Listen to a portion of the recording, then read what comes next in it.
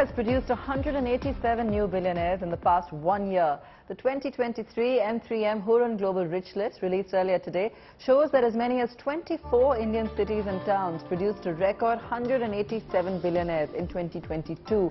Of these, 66 new billionaires came from Mumbai, while 39 were from New Delhi and 21 from Bengaluru. The maximum number of new billionaires were produced in the US. India overtook China in the list last year, and in fourth place is Germany, fifth was Switzerland. Importantly, the world had fewer billionaires last year in comparison to 2021.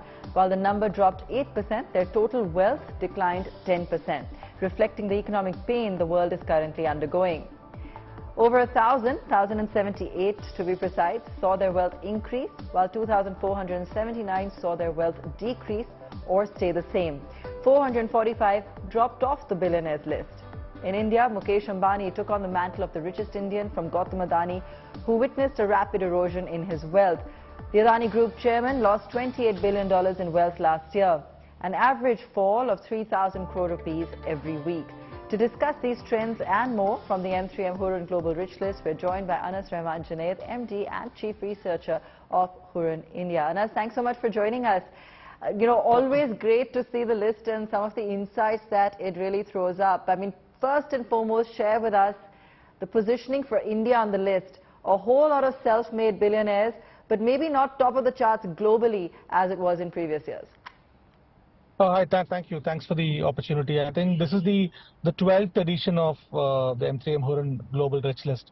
As mentioned by you during your intro, I think it's been pretty much a very rough year in terms of wealth creation on the back of Ukraine war, inflation, and the latest one being the banking crisis and so on.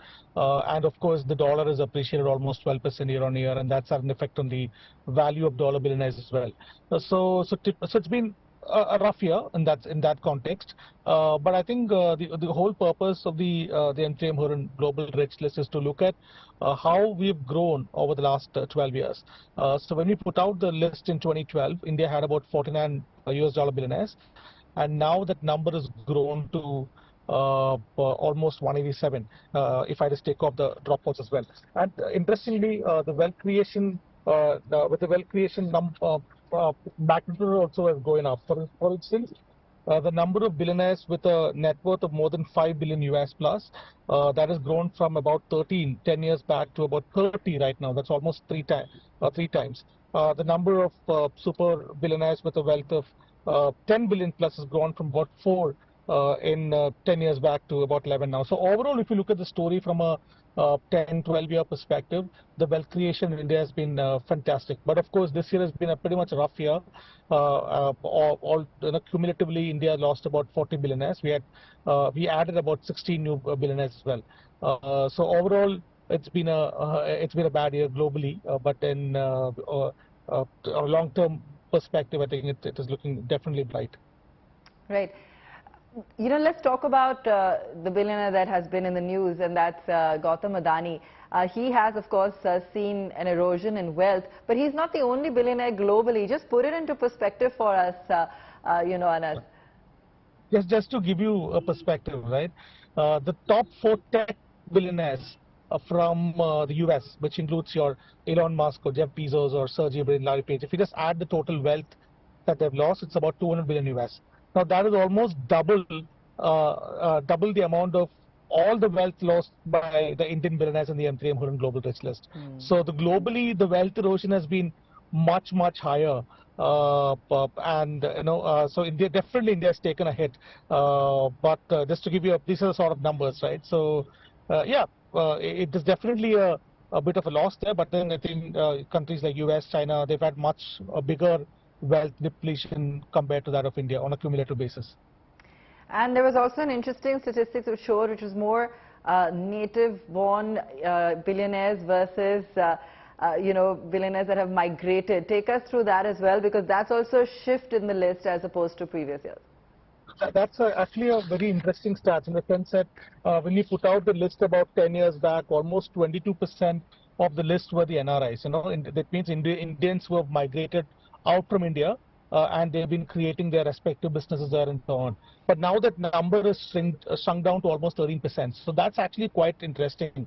It's not because we lost a lot of NRI billionaires. It's only because the proportion of local billionaires or super wealth creators are going up, and from the number of cities, in terms of just the billionaire population alone, not even going to the wider rich list. Now, billionaire population alone, about 10 years back, we found representation from about 5 to 7 cities. Now it's about 24 to 25 cities from which all these entrepreneurs are coming from. So the wealth creation is happening across the board, from tier 2, tier 3 cities. A lot of local companies are growing. A lot of interesting companies are being built in India, and we haven't even we've had a good startup revolution. Now that has kind of taken a momentary pause because of inflation and lack of availability of capital and so on. Once all that picks up in possibly in the next couple of years, I really hope that all the engines, the startup, the bottom, the opportunities that tackle the rural India, which is a bottom 800 million population, traditional industries, family businesses, all that's India's going to fire from all cylinders, so it's going to be exciting, from that perspective. Okay. I also saw that Byju's is being recognized globally as one of the leading names in education. Take us to the results there. Yeah, so I think that's a very interesting fact. I didn't really quite notice it while I was compiling the list. When we were trying to put out the M3M Hurun Global Rich List and trying to put India in context, a lot of interesting facts popped up, which is basically the number one aviation entrepreneurs in the world, right? Which means number one wealth creators from aviation sector is from India, the founders of Indigo. The number one paint manufacturer, the paint-based entrepreneurs, the founder of Asian Paints in the world is from India. The world's richest pharmaceutical entrepreneur is from India, which is basically Dr. Cyrus Poonawalla. So it's simply education. The number two is Byju's. So if you look at all these factors, Indians are really creating. It really speaks volumes about one, the market, the India as a market. Secondly, the fact that we have amazing set of entrepreneurs who are building companies not just in India but also exporting to the world, which includes the likes of Dr. Poonawalla of Serum or Byju's, who's creating amazing edtech company which is exporting to the rest of the world and so on. So there are quite a few interesting kind of topics that popped up. Fantastic. Great chatting with you, Anas, and understanding some of the insights from the Hurun Rich List, the M3M Hurun Global Rich List, which is much awaited every year, and seeing many of those Indians still very much on top. Thanks so much for speaking with us.